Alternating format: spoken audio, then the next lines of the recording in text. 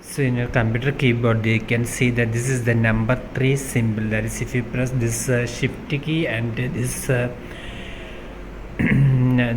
key at the same time, then you can see this symbol have been added. That is the number sign symbol have been added. So I am showing this in Microsoft Word, MS Office Word, and suppose after opening this, if you try another method, that is, you can use a shortcut method. For doing this, you must turn on this number lock.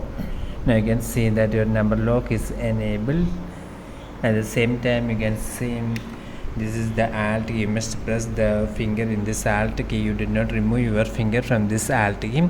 At the same time, you can type here 35. So after typing this 35 35, you can simply release your finger from this alt key. Now you can see that this symbol, that is number sign symbol, have been added. So the keyboard shortcut for number sign symbol is alt